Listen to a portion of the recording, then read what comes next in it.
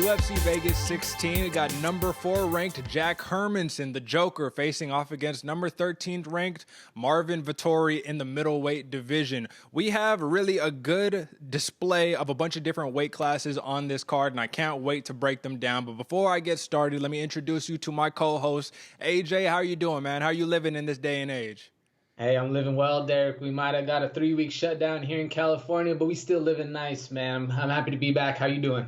I'm doing well, man, and it's a good testament, right, to say, like, listen, don't trip over the things you can't control. Only worry about the things that you can. And what we can't control is talking about these fights right here, man. So we're going to skip out on all the recap and all that since we took last week off for all the holidays and whatnot. So we're just going to get straight to the point, and I want to jump into some sleepers. So if you don't mind, AJ, I'm actually going to proceed with this one for the first one, man. So first up, yes, sir. We got some featherweights on our hands. Now, I got Damon Jackson, who's facing off against a former name here on the show, Ilia Topuria. And he's a beast Georgian fighter who made his UFC debut not too long ago, literally just a couple weeks ago. So back to the theme of we got people churning them out, getting constant fights going. But here's what I need to let you know about these fighters, man. So Damon Jackson, he's got 3 submission wins in his last 5 fights, man. 2 rear naked chokes and a guillotine. He has 14 submissions under his belt. So this is a longer, lankier fighter who's looking to grab hold of one of your limbs and twist it, break it, do whatever he can. Now, Ilia Topuria, he, like I said, beast Georgian, but he's a very, very strong wrestler, man. So far, he's won all 8 of his 9 fights by knockout or submission, and his UFC debut against a hot prospect, Yusuf Zalal. You know who I'm talking about, AJ, man.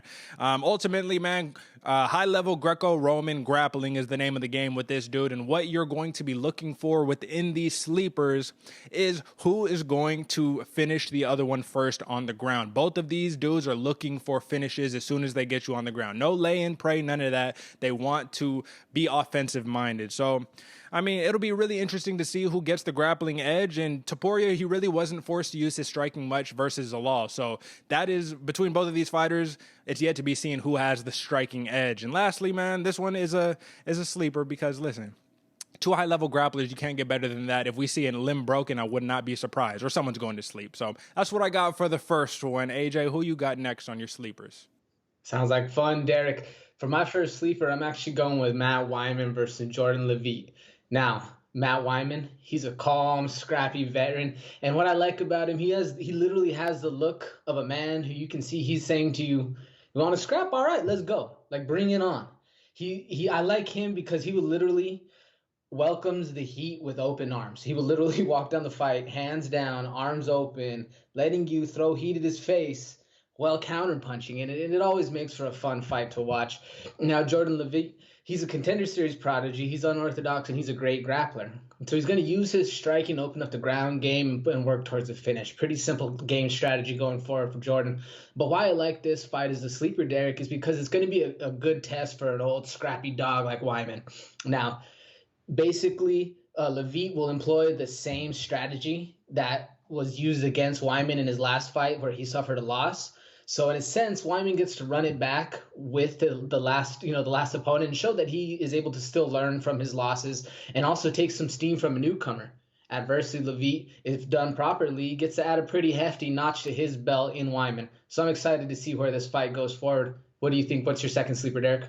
Right on, man. That should definitely be a great scrap. So that is a solid first sleeper there, man. But I got a bunch of 145ers again. These are 2 young prospects. And when I say young, I mean young and new to the UFC, new faces. I got Nate Landwehr is facing off against Movsar Evloev. And what you need to know about these dudes is that both of them could be potential champions in the future, in all honesty. Now, what's coincidentally enough is that Nate Landwehr, he is a former M1 global featherweight champion with 2 defenses underneath his belt, and Evloev actually fought in the same promotion, and he's a former M1 global bantamweight champion with 2 title defenses. So once he got to the UFC, he moved up to featherweight, so that'll be seen if he's kind of growing into the weight class, but you got 2 former champions here, dog. Like, this is going to be a scrap in and of itself just for that. Now, this is on our main card, so I'm not going to break it down too crazy. But the last thing that I really want to talk about before I save all the good stuff for last is Nate Landwehr looking to throw bombs. He's exciting. He will scream at you and say, hey, come fight me, kind of like Sean Strickland, which is just hilarious. And Yves Loev, I wanted to point out, man, he's been a little bit inactive as of late. And there's a lot of reasons why that could be, but there's actually one official reason. It's because dude had a motorcycle accident, man. Someone in their truck or car actually hit him on his motorcycle. He got scraped up pretty bad and all that good stuff, but he is good to go. And, we just got to think if there's going to be psychological factors or whatnot, but it's going to be a great scrap, and I'm going to talk about it a little bit more once we hit the main card. Who you got next, AJ? Next up, Derick, I got John Vaillant versus Jay Collier. Now, if you know anything about these fighters, I'm going to start off first with John Vaillant. Now, John Vaillant, he's a scrappy New Yorker, and he really reminds me, I can picture him with a beer in one hand, a pizza in the other, and getting into a parking lot scrap at his nearest Bill's Sports Bar, okay? Now, I need to clarify, I like all of those things about him, and that's actually why I like him as a fighter. He will keep the pressure, and he knows how to connect to put you to sleep. Now, Jay Collier, he's been in the fight game for quite a while now, 6+ years in the UFC, but unfortunately for him, the UFC is, and its fans for the most part, is a game of what have you done for me lately? And Collier, in his last fight, took the early ticket to Snoozeville, and his opponent ate his last in-flight lunch. So unfortunately for him, he needs to get on the upward track. Now, I like this fight for a sleeper because you have two very experienced fighters who want to rebrand themselves in a new heavier weight class, and they're taking on that DC approach. Gain a little bit of belly so you can gain a little bit of KO power, and that's exactly what both these fighters are looking to do. And with all that opportunity that they're now presented, it comes a little risk. So I'm excited to see who's able to manage those factors going into this fight and see who comes out the victor.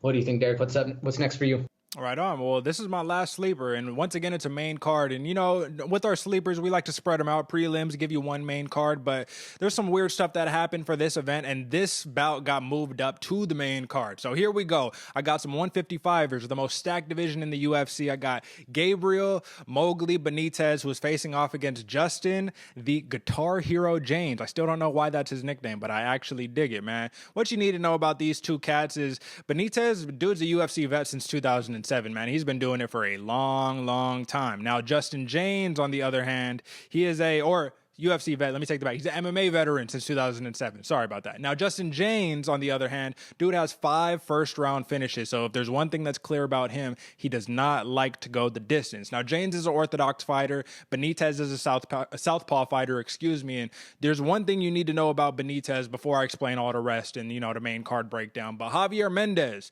if you know about that guy, you know that he is the co-owner of American Kickboxing Academy, AKA, right? And he said that Gabriel Mowgli Benitez is the hardest kicker he has ever held pad for, and he's including Luke Rockhold in that statement. So you got to think about that. Luke Rockhold, what is the weight? He got maybe 50 pounds, you know what I'm saying? Something like that on Benitez, and Benitez is the hardest kicker out of anyone he's held pads for. That speaks volumes, and you're going to want to know a little bit more once we hit that main card. So who's your last sleeper, AJ? Well, my last sleeper, Derick, is kind of like your last sleeper. It's a main card pick. So I'm going to break it down just a little quick on this one. And first, it's Roman Dolidze versus John Allen, all right? Now, Roman Dolidze, he made a big splash by taking down the Russian prospect, Ibragimov.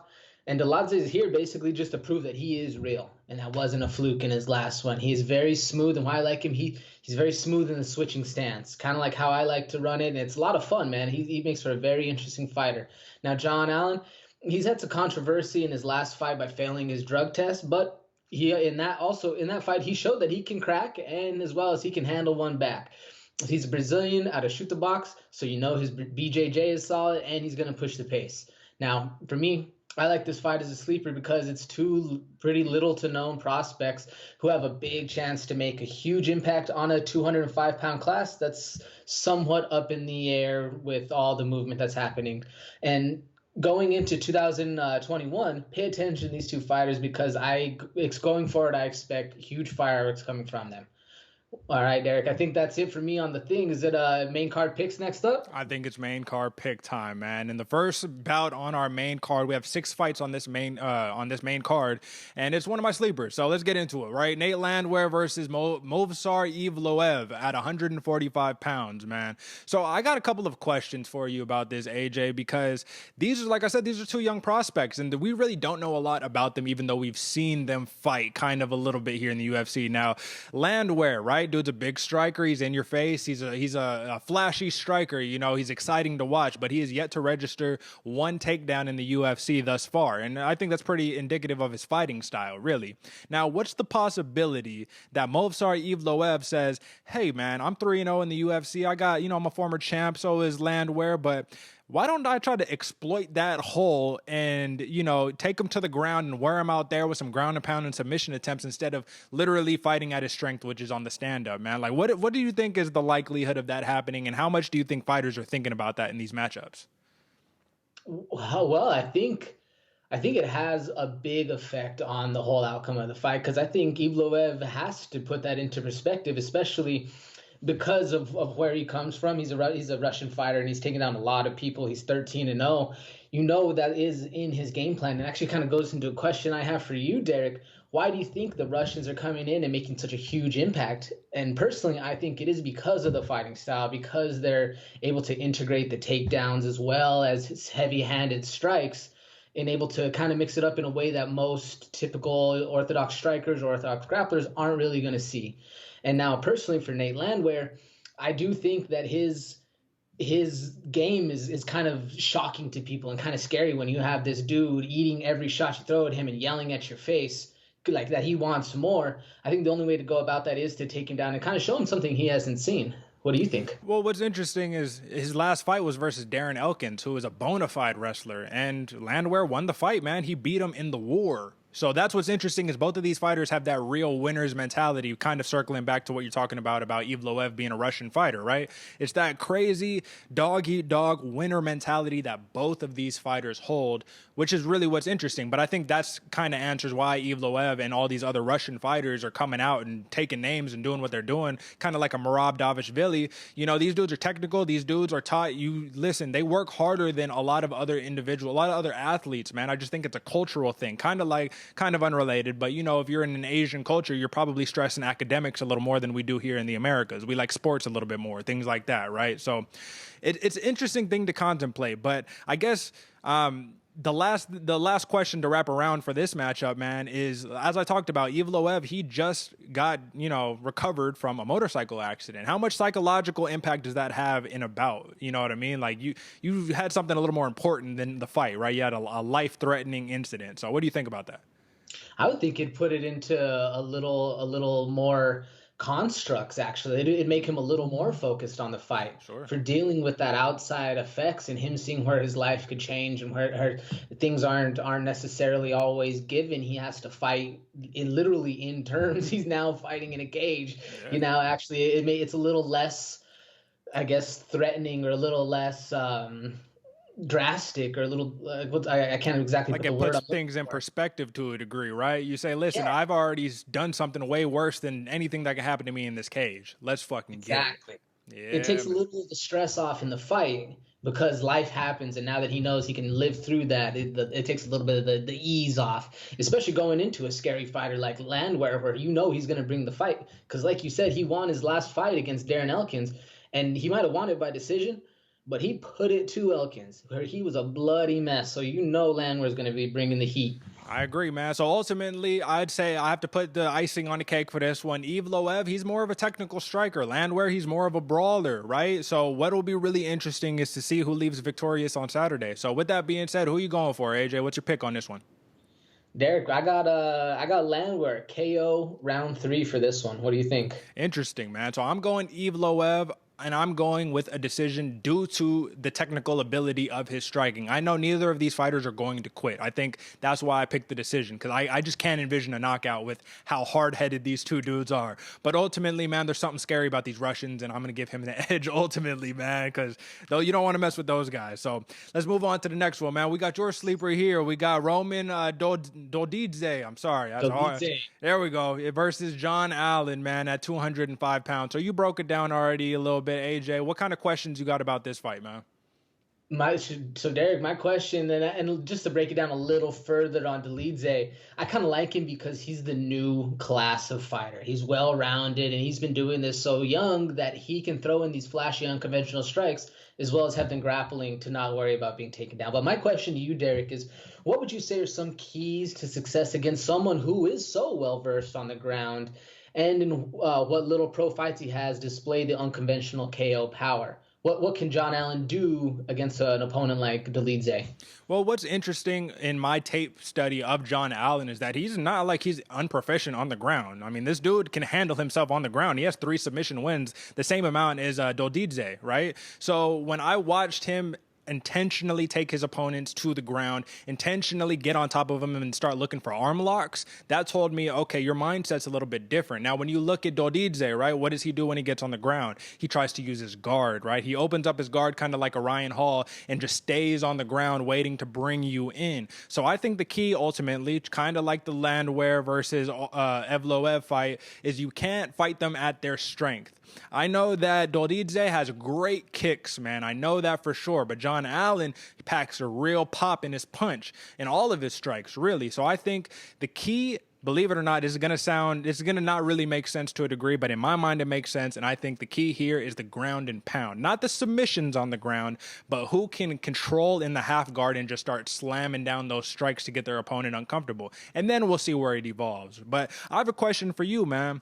How much, like, in Allen's last fight, he fought your boy Mike Slow Rodriguez, right? And what do you say? Slow is smooth, smooth is fast, right? So he got it done versus him, right? But he didn't handle the kicks or the high pressure very well from Mike Rodriguez. So if the game plan is use my striking to kind of counteract Dolidze's ground game, how can one establish, like, do you think he'll be able to establish himself as the lead dance partner as opposed to getting walked down like he did in his last fight? That's a good point you bring up with Slow Rodriguez, because that's exactly what happened. Is he didn't lead the dance like he's used to, and being a Brazilian out of shoot the box, that's what he's known best for, is walking people down, throwing that pressure, eating every shot you can take, and smiling and giving more back. And I think that's his game plan, or that's the key to success for Allen, is getting back to his roots as that dirty, nasty Brazilian fighter who's not going to stop. I think that's the only way to take the steam from someone like Dolidze and be able to actually make an impact on him to gain that respect a little bit back. That leads in perfect to exactly what I wanted to ask you. Do you think a game plan like Allen's, where he used, or the one he needs to employ of that full-time pressure, is gone by the wayside or almost too easy to game plan against, that they might need to switch something up?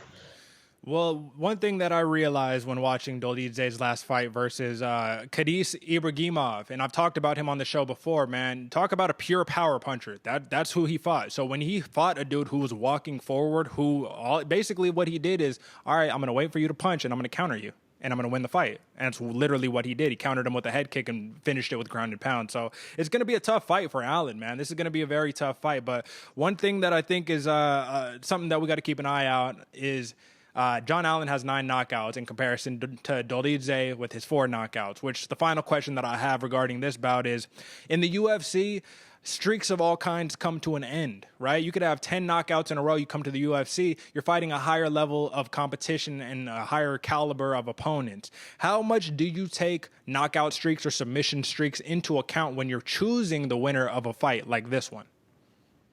I mean, maybe on a scale of 1 to 10, maybe a 2 or a 3.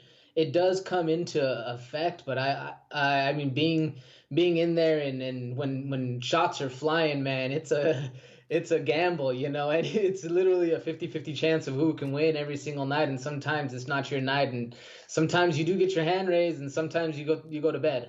So I would say about a 2 or 3, unless the only one that kind of weighs in a little more for me is submission. Because if you have a 15 submission streak, you're obviously doing something right. You can obviously put a person into a position you want and then make them submit.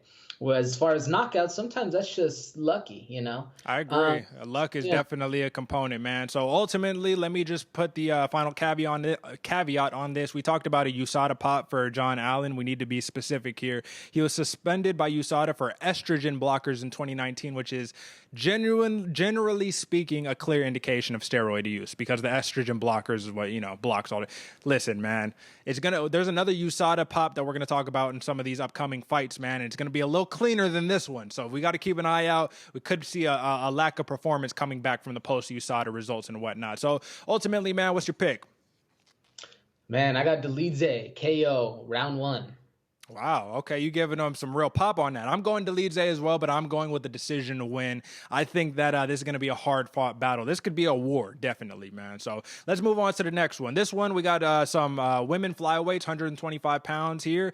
We got number 15 ranked Montana De La Rosa versus Tayla Santos, man, who's a Brazilian. She's a strong Brazilian prospect, 1-1 in the UFC as opposed to De La Rosa, 4-2 in the UFC. And, these are two fighters that I think a lot of people that may have heard of Montana De La Rosa, but people aren't paying the greatest of attention to the bottom of the women's 125 weight class. So this is definitely an interesting matchup because we have De La Rosa with 8 submission wins under her belt and Tayla Santos with 10 knockouts and 2 submissions. And 10 knockouts for women's MMA it's pretty rare to see, regardless of where you are, which is really, it's something that we need to take into account. Now, my question is this, man. In her last fight, Tayla Santos, she did her best work in the tie clinch versus Molly McCann, who was a great boxer, even though she had like an 8-inch reach advantage, man. She was a super longer, lengthier fighter. Why do you think these longer fighters will choose to fight up close and kind of like the opposite of what their actual like advantage would be?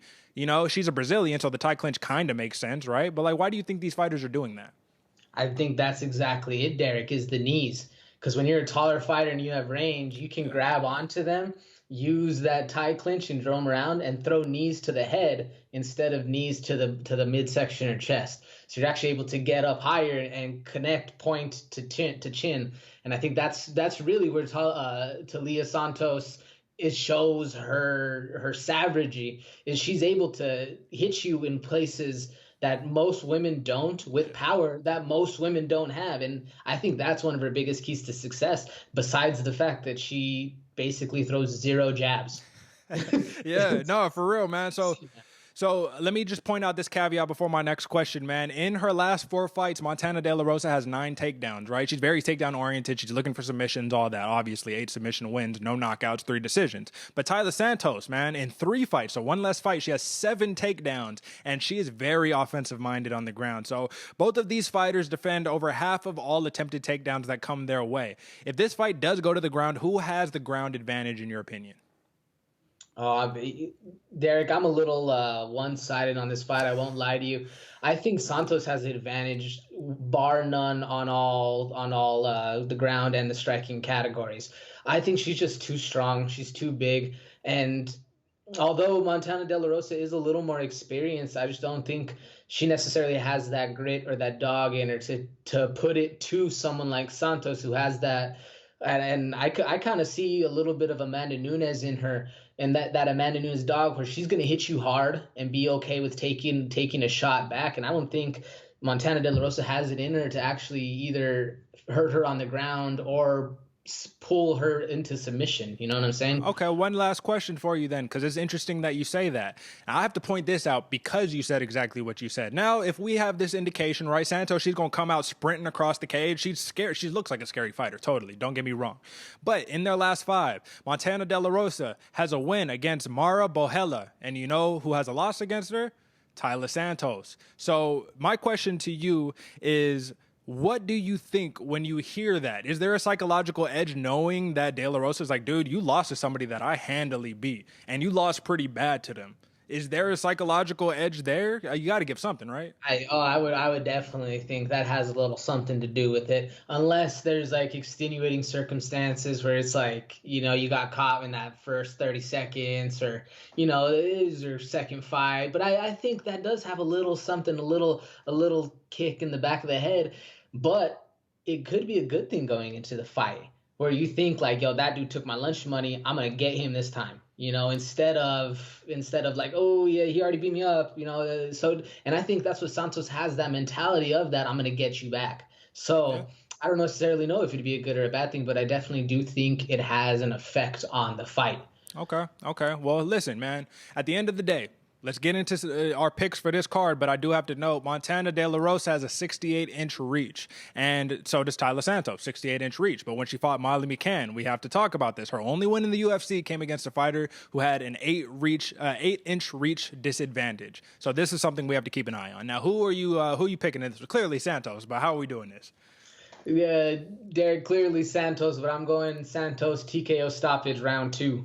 Okay, well, listen, I talked all that devil's advocate, I know, but I'm going Santos KO round 3. So I'm with you, but, I got to get both sides of the story here, man. So, all right, man, let's move on to the next one. Our next bout is Gabriel Benitez versus Justin James, man. So this is, like I said earlier, this is a fight that got moved up from the bottom of the prelims to like damn near the top of the main card. And this is a really good reason, man. So I talked about it a little bit differently, or a little briefly earlier, man, but let me give you a little more regarding this bout, man. So Gabriel Benitez, man, this dude, like I said, hardest kicker there is, all that good stuff, man. He's fought some real deal opposition, man, and he's only he's 2-3 in his last 5, and his losses have come against beasts like Omar Morales, Sadiq Youssef, and Enrique Barzola. Now he does have wins over Humberto Bandenay and apologies, Jason Knight, who is now in bare knuckle fighting championship, if he's even there. So,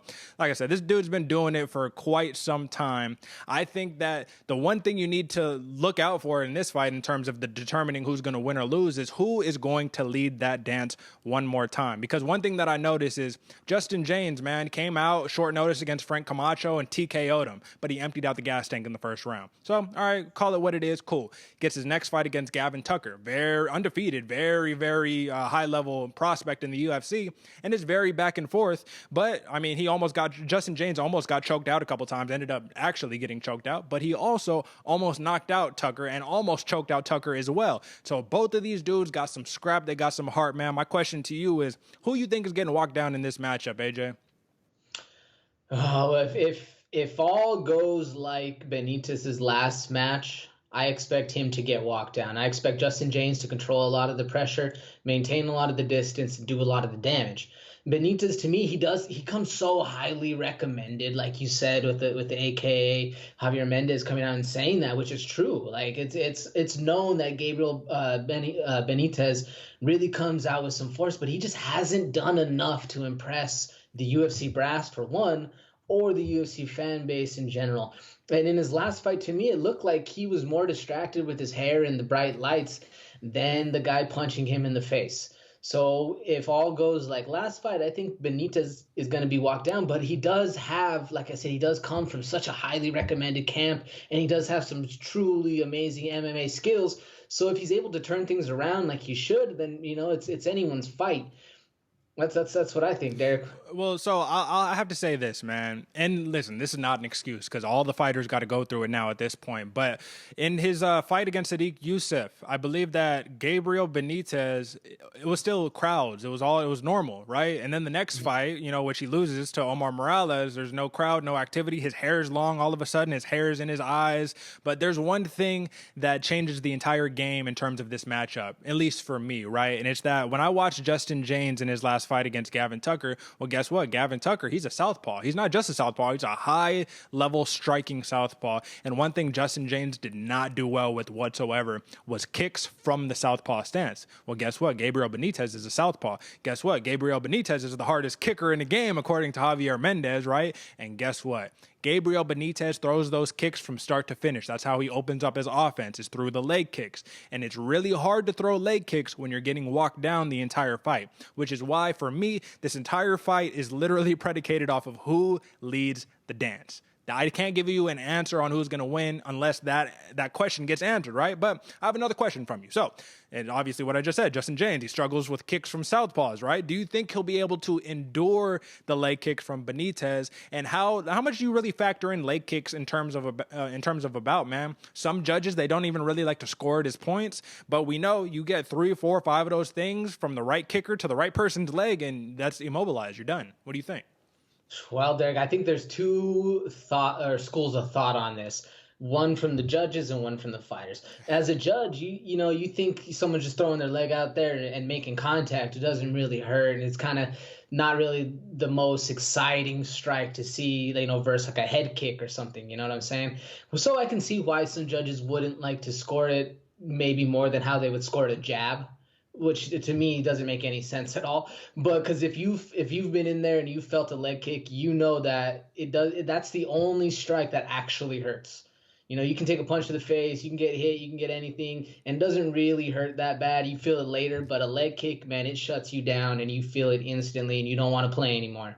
So I do think as a fighter that takes a huge toll, and it's exactly what I have in my notes, that Justin James needs to get back to his fundamentals. That was one of his biggest things in his loss against Gavin Tucker. Gavin Tucker was just hitting the right spots at the right time and taking advantage of every single hole that Justin James had. And at this level in the star-studded division that they're in, you can't allow for that. So if he's not going to get back to those fundamentals and checking the leg kicks and making sure that he's on his P's and Q's, Benitez is going to have a fun night just letting that left leg loose. Interesting, man. So ultimately, Justin James is fighting out of Extreme Couture. We know what that means, man. Dude's got the wrestling pedigree and all that, but he's fighting against a kickboxer out of American Kickboxing Academy. And these are two high-level dudes, but Justin James, in all honesty, I just don't think he has the experience. He has experience, but the UFC experience. And I think at this point right now, he's still too much of I'm going to headhunt you, one shot, as opposed to everyone else who's having all the successes because they're throwing punches and bunches, because they're mixing a kick with a jab, with a hook, with an uppercut, with all these different things. And for that reason, man, I'll give my pick first. I'm going Gabriel Benitez with a decision win. And I pick a decision win because unless he gets choked out, I don't envision Justin James going to sleep. It's hard to see. This dude has an iron chin and an insufferable will. His will is just impenetrable. So who are you going with in this matchup? This one was a hard pick for me, Derek, but I'm actually going to go Justin James. Decision as well. For that exact fact, I think both of these fighters are very hard to put away, and you're going to need to do a lot to get them out of there. So I'm going Justin James, decision. All right. Right on, man. Well, let's make some easy work. Move on to the next one. Now we got a very, very popular name, 205-pound legend. It should be right now. But Vince St. Preux, OSP, number 15 ranked, is facing off against Jamal Hill. And I personally don't feel like a lot of people know who Jamal Hill is because, I mean, he is 1-0 in the UFC with 1 no contest, right? And let me just get this out of the way quickly. Our other fighter, John Allen, right, got popped by USADA for estrogen blockers, right? Legitimate offense. All right, cool. Send him away. Let him do his time and come back the right way. Now, first round knockout against Klidson Abreu is what Jamal Hill racked up in his last fight, only for it to get taken away because he tested positive for marijuana usage. So given that we're in 2020, especially, I mean, I'm living here in Oregon, you know what it is. All the drugs is all, come on, man. In all seriousness, though, UFC with the weed, come on, we got to give it a break eventually. You're ruining these fighters' careers doing this, and you're taking money out of their pocket. And, you need those UFC wins to advance and move up the rankings and all that. So just had to get that out of the way. But yeah, OSP, man, we know what there is to know about OSP. If you don't know what there is to know about OSP, then you probably don't watch. But let's give a refresher quickly, man. OSP isn't the same OSP that you heard about maybe 5, 7, 8 years ago, right? He is 2-3 in his last 5, but he's coming off of his first knockout win since I believe like 2017 or something like that. So, AJ, man, I want to ask you a question. So Clitson Abreu, he said Jamal Hill had holes in his game, and that means going to the ground. Huge holes in the ground. He's going to exploit them. Well, guess what? Step in knee, dude's knocked out, couldn't get it done. So we've yet to see if anyone can exploit those ground game against Jamal Hill. But if this sounds like a recipe for success, if you're talking about OSP, right? Dude's got the OSP choke under his belt and all that, but he only has one in his last 5. But I mean, what are we thinking here? I mean, it's hard to say Jamal Hill has holes in his game when you look at the way he's put people to sleep. You know, even Darko Stosic, it was a decision win, but it was an impressive fight. And Jamal Hill, this is going to be his biggest test in the MMA career. But personally, to me, I think his biggest hole not necessarily comes in the fact that his ground game's a little weak or whatever. I just don't think he's necessarily in the right class. Okay. Like, I don't think he necessarily has the build, or he has the frame for the class, but not necessarily the build. And I think that's where Ovince St. Preux is going to be taking advantage of it. You know, he's a bigger, more well-rounded, stronger fighter, and he's going to be able to control him wherever he wants and get that OSP choke or wherever he wants to finish the fight. That's interesting you say that, man, because I didn't necessarily notice that particularly, like the size thing. But there's one absolutely glaring hole that if you're fighting OSP, you're asking to get put to sleep, and it's that Jamal Hill, he likes to fight with his hands down here and his chin up here. He likes to keep that chin nice and high. And listen, man, if we're giving athleticism advantage to anybody, it's going to go to Jamal Hill because he's moving around. He's coming back, counter, slipping out the way, doing all these little different maneuvers that, in all honesty, you can't teach it. It's just athleticism. It's not necessarily about fighting specifically. So I guess another question is, in terms of high-level fighting, how much do you factor in athleticism in terms of the outcome of the fight? Because clearly OSP has the UFC veteran MMA striking ground game. He has advantages in all these places, but we have an athlete versus an old man in OSP now. So what do you think? An old man in OSP, Derick. How we forget so quickly, man. I know. Put us on notice last fight. But I honestly, though, I take athleticism into a huge effect because it's basically the difference between a practitioner and an expert. Somebody who can go and that can practice this move constantly, and I know how to rotate my hand and throw a strike, versus somebody who, when they see an opponent present the opportune moment, they're able to strike unknowingly and use the athleticism they have to propel their body to do what they want without thinking. That's kind of the difference factor to me, and I think that has a huge impact on how somebody makes it. On the people who don't perform under the bright lights, or the people who can only be good in practice. You know what I'm saying? Those athletes who actually come through and perform in the need times are the ones that make it to the big show. And I think that's what Jamal Hill has approached on his plate right now. It's interesting, man, because I look at the athleticism, and this is what I take away from it, man. When you hear people like a Greg Hardy, for example, right? He's an athlete more than he is an MMA fighter, but that makes him especially dangerous. And a lot of people might say, oh, well, he's a football player. Huh? No, but what that means is that as an athlete, a Jamal Hill, a Greg Hardy, right? I'm going to use Jamal Hill more of an example because I really like his striking. Jamal Hill will do things, he will throw strikes from angles that you don't normally throw from. You're unconventional because you're not a great fundamental fighter. You're an athlete, right? So when he's going to throw the right, I'm going to fucking duck under, I'm going to do whatever I'm going to do. Well, those rules don't apply anymore when you got an unconventional fighter who is staring you down, who's blitzing at you, jumping out the way, moving in, taking shots, because Jamal Hill will eat a bunch of shots and he will not block. He will literally just put his head up and just take the shots. And so it's really interesting because it's one of the biggest flaws you can have as a fighter, but it's also one of the biggest advantages you can have as a fighter is being unpredictable, being unorthodox, like a Dominic Cruz, who he had amazing footwork, but he also threw things from just the most odd, ridiculous angles, and people got caught because they didn't know how to block and maneuver. So with that being said, I guess we could just figure it out, man. OSP versus Jamal Hill. Who are you going with and why? How do you see this fight playing out? Oh, man, I actually see this fight being a really good kind of a drag them out kind of fight with OSP controlling a lot of the majority of the time on the ground, and we really getting to see what Jamal Hill has in the tank as well as in kind of the bag of tricks that he's able to pull out. Personally, for me, I'm going OSP by decision. but I do think he can get done in multiple ways. What about you? Well, because of the unorthodox nature of the athleticism of Jamal Hill, I'm envisioning KO round two, Jamal Hill, but I'm seeing a knockout, like an uppercut out the break, something unexpected where OSP is probably controlling the whole fight and Jamal Hill just backs up, cracks him with one, finishes it with some ground and pound and calls it a day because his power is incredible, legitimately. It's unquestionably incredible power. It's just a matter of can it land on the button. So this is it, man. Main event. This is what we all been waiting for. So listen, man. First it was Darren Till, then it was Kevin Holland, and now it's Marvin Vettori. Jack Hermansson, the Joker. He finally has a dance partner, man. And I want to set this up by saying I think if anyone is taking a risk here, if anyone has a real deal opportunity to lose here, it is Jack Hermansson because he said, I just want to fight. I feel like at this point, it's like, I don't care who you put in front of me.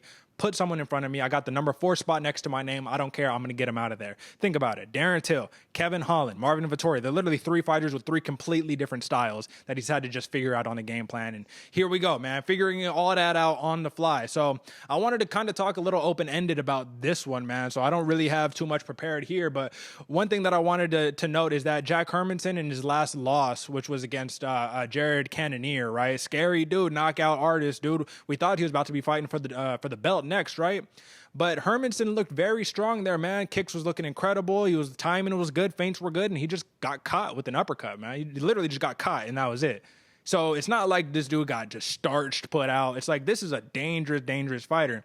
But so is the Italian dream, man, Marvin Vettori, man. So this dude's last win came against Carl Roberson, where he choked that man out, put him to sleep, and it was a very, very interesting bout, man. So first off, who do you think has the edge in terms of being a mixed martial artist in this bout?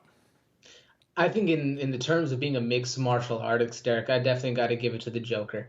He's very well rounded. He's a legit problem in the 185 division, especially because lately he's been looking like a killer. You know, he knows how to go for the win, and he looks very mean in there. You know what I'm saying? He has this veracity that he's been bringing to the table lately that you don't really see. And like you said, in that Jared Cannonier fight, he just got caught. It was one of those instances where he was winning the fight and then you just get hit on the button, and that's how it goes.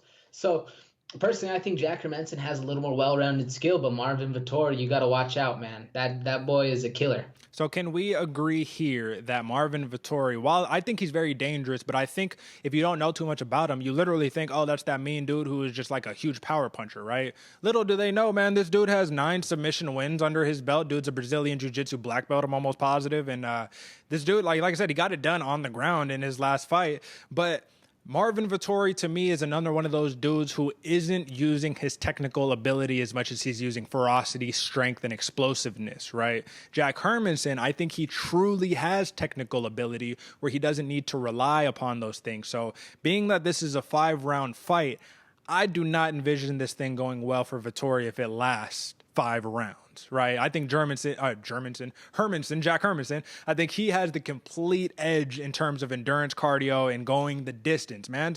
Listen, dude's in his last 5. So first off, he got knocked out by Cannonier, came back and said, Kevin Gastelum, give me your ankle, give me your knee. I'm tearing that thing up. Get out of here. First round, got him out quick. Kelvin Gastelum, I mean, that's a real deal name right there, right? But he's fought Ronaldo Souza, David Branch, right? Like he's fought real killers in his last 5, man. And while they might be more names than they are actual legit, contenders right now at the moment, the point is experience, man. So ultimately, the Joker, he's 6'1", 77.5-inch reach. Marvin Vettori, 6 foot. 74-inch reach, but he's a southpaw, and that makes things a little bit tricky. And to be honest with you, man, I don't really know how Hermansson fares against these southpaws, but I definitely think it'll be interesting. Now, if you had to make, obviously we're going to make our predictions, but we're just playing a guessing game right here. If you had to bet your life on it, high stakes right here, do you think this fight gets ended via submission, knockout, or decision? Oh, I think KO all day. I think with Jack Hermansson just wanting to fight and not necessarily strategically having a full camp based around one opponent, and then Marvin Vettori coming in off short notice with his gas tank going to be where it's at, I don't think it ends any other way besides an early stoppage. Whether it's KO or somebody just getting too tired and letting, tap into a rear naked choke because they're tired. Yeah, it makes sense. That's just how it's going to have to go. What do you think? It makes sense, man. And in all honesty, I just don't. I think the submissions are going to be nullified because both of these dudes can submit one another. I think it's going to get nullified there. But I see this knockout, man. Knockout. I don't see this going to a decision. Spoiler alert, that's my pick, decision. But I don't see it going to a decision. You feel me? I got to hedge my bet on that one. But ultimately, here's the thing, man. Hermansson, he's a former middleweight champion in Cage Warriors and Warrior Fight Series. He's a 2-time regional champ, more or less. Dude knows how to be a winner. Dude knows how to win. And ultimately, man, I don't see this fight playing out any other way. Truly. Now, like, picks aside, I truly, like, if I'm playing out the fight in my head right now, I don't see how Marvin Vettori could win this fight, man. In terms of being a technical striker, like I said, Hermansson, he has a bunch of different tricks in his bag. He has beautiful oblique kicks. He spams those leg kicks nice, right? He gets you in the clinch. He controls you. He throws the strikes. Marvin Vettori, man, in that fight versus Carl Roberson, he almost how would you say, like suplexed himself onto his own head when trying to suplex Carl Roberson. All I saw was rigidness, stiffness, and just, that type of, like, when you don't know how to get up, so you're just going to explode out, right? And I see that, and I think that's instinct mode. Now, listen, man, these are professional fighters. I'm not talking like I could do any better whatsoever, and none of that, not even a long shot. But I am saying this is when it matters the most. Marvin Vettori is taking a shot here from 13 to 4. It's a big jump if he gets the win. But does he have the composure? That's it. Does he have the composure? I don't know. You tell me. Now, I think where it lies, Derick, is I think actually what you're saying in Vittori's his plus the going into the fight. Because a lot of people think, and I even wrote it down, Marvin Vettori looks like that classic corn-fed linebacker who's at the bar every night trying to fight everybody. That's who he looks like, and that's kind of the advantage he has going in is, this big, scary dude's going to bring the pace. But what a lot of people don't know is he uses that to his advantage by kind of bringing the pressure, but then going to the ground. And like you said, nine submission wins. And I think that right there is the X factor that Hermansson might not see. Is he's focused so much on the fact that Marvin Vettori is just this big, scary bruiser coming in that he's actually not going to see the actual game plan going in. Because if you ask me and you ask a lot of the normal fans around, Marvin Vettori is just a marauder. He's just in there to die on his shield, and he's in there for the glory, not necessarily the gold. Whereas I think Jack Hermansson is more well-rounded.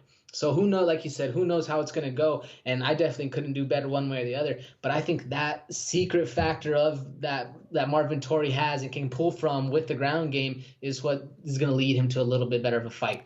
All right, man. Well, my final thought on this is while Hermansson might be all in his head about Vettori, and all those submission wins, Vettori better be in his head about Jack Hermansson and his 11 knockout wins underneath his belt, man. So both of these fighters got a lot to consider, but I'm going to be honest with you, man. I really enjoy both of these fighters. Don't get me wrong. But I envision Marvin Vettori playing the Jan Kutalaba role when he fought, who he fought. I don't remember. Yeah, Ankalaev, man. Came in mean, angry, and I think that could be your detriment sometimes when you got a calm, collected fighter like a Hermansson or like a Ankalaev or whatever who's coming in just ready to pick you apart, hit you with the counters, beat you from range, all these different things. But ultimately, man, so I'm going Jack Hermansson, and I'm going to win by decision, but I am ready to be proven wrong when someone gets a knockout win. Now, who and how for you, AJ? Derick, I'm going Marvin Vettori KO round 2 specifically because I think he knows that he doesn't have that tank, so he's got to end it early. And I'm going KO round 2. Right on. I respect it, man. So, hey, we gave him the sleepers. We gave him the picks. You know how we do it every week here at the AFC camp, man. But we got one last piece of business that we need to conclude on, and that is figuring out who is your pick for fight of the night on this weekend, December 5th. Fight of the night, Derick, for this card is actually one of your sleepers. I'm going Evlo versus Landwehr for the fight of the night because I think those boys are about to bring it in the 145-pound division. Right on. Well, that's definitely a great one right there, man. Like it could totally be that fight of the night for sure. Now, mine is going to be a little more hopeful and optimistic based on what I want to see rather than what we might see. But if I'm right, man, it's big risk, big reward, man. And y'all are going to be real happy with me. So my fight of the night pick is going to be Gabriel Benitez versus Justin James, man. I think this is going to be a real deal war. Not a scrap, not a fight. I think this is going to be a war. And I think only the man with the toughest mental fortitude is going to step out of that cage cage victorious on December 5th. But folks, man, let us know who you rocking with. Tell us who you picking, and if you don't agree with us, let us know why. And if you want to go hit us up on, verdicts, we're going to have all that stuff on the screen. Go check it out. Comment section right down there. Subscribe, like, all that good stuff. It's all right down there. So definitely go take care of that. Check all that out. But AJ, my man, this has been a pleasure, man. I always love breaking down these fights with you, man. You got any last words for the people before we get out of here? Hey, Derick, man. Just again, thank you so much for having me on. For the people out there, I'd love to see you back again. Thank you so much. There we go, man. So that's it for us here at the All Factors Considered camp. Holla at us. Follow us on Instagram at All Factors Considered. Hit us up at Portland Free Thinkers Club. PortlandFreeThinkersClub.com. Got the whole gambit there. So that's it for us. Until next time, folks. Peace.